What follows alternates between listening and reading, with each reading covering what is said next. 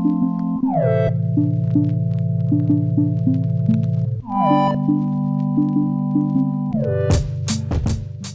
the jungle, the mighty jungle, the lion sleeps tonight.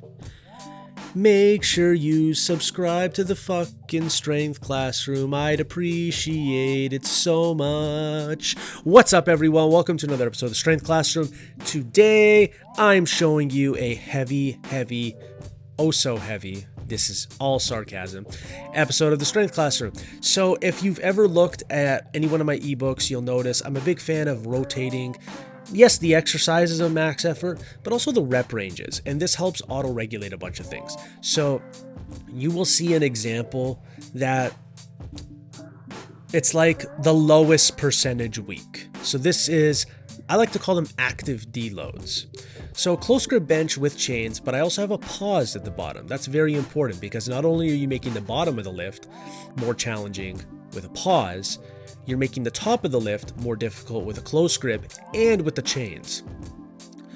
So it's basically a full builder. And I did do this in my top 5 bench variation videos. It is up there for me.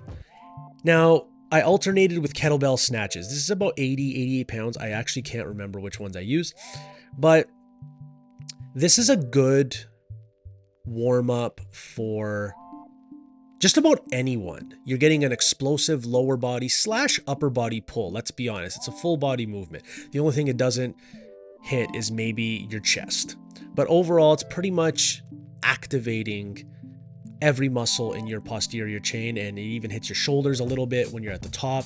Your triceps have to remain rigid to stay locked out. And it's a perfect pull to pair with bench, in my opinion, if you're not someone that wants to pair barbell rows or you actually only have one barbell. So that's a way of implementing kettlebell work into traditional, like, let's say traditional strength training with like powerlifting style. So here you go, 2 sets of 5, just enough to stimulate myself to say, you know what, I got a good stimulus today. Don't have to go crazy. And the chains, I forgot to mention this, the chains are 54 pounds total.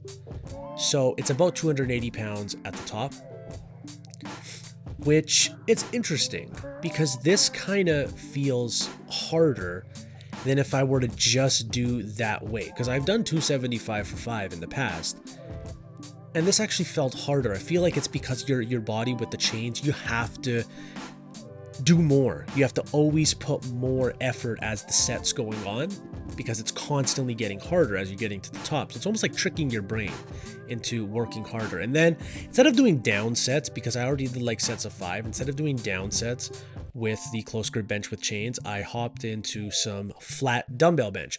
And I'm a big fan of doing low rep, high weight, but highest reps as possible dumbbell bench. Sorry, did I say low rep? No, take that back. So I did 100s for 15, and then I got my 75s, and I basically rested, I don't know, the time it took me to put my 100-pound dumbbells back and get the 75s, and then squeeze out a couple more reps. So I believe I did 15 with the 100s, which is not bad, honestly. The fact that I'm casually pushing the 100s now without actually really training for dumbbell press, or I haven't even made it a semi-main exercise, is pretty good.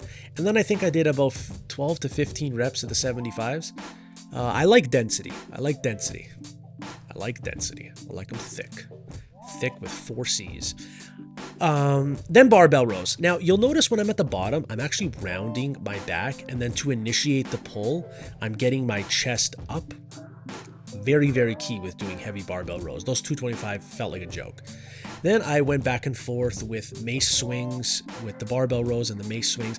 I like the mace to get some mace and sandbags. I like to use on upper body focus days to get some more core work in.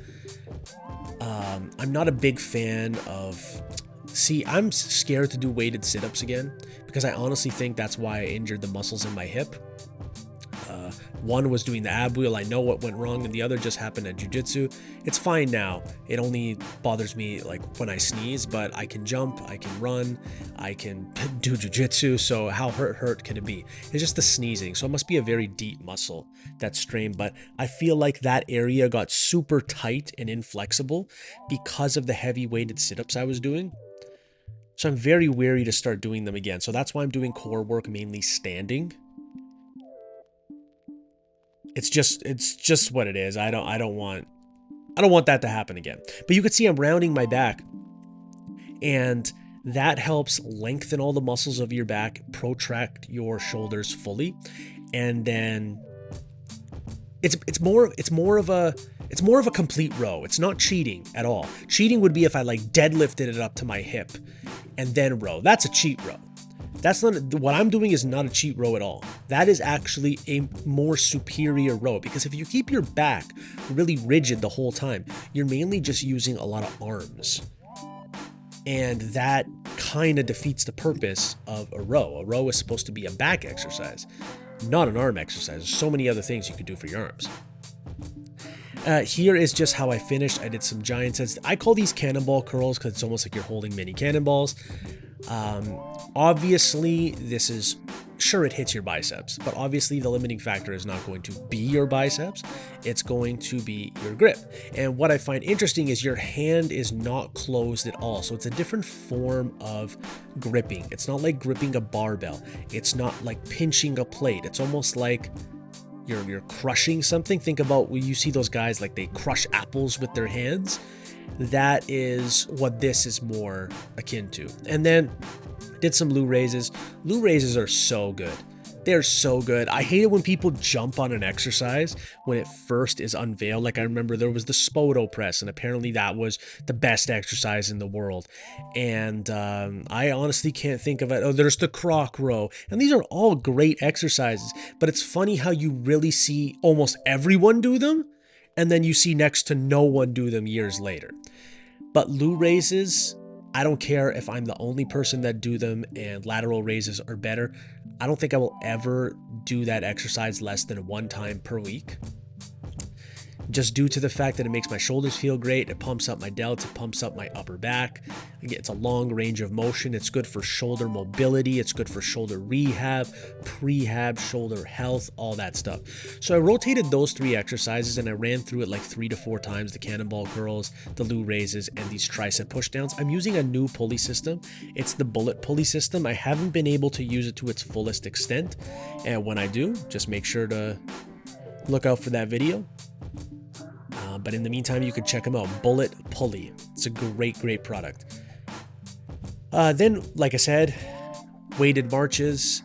Here I have to squish the bag, so I'm getting some chest, pulling in, holding with my biceps, my core, my back. It's really great for an upper body workout. But that's all there is for today, ladies and gentlemen.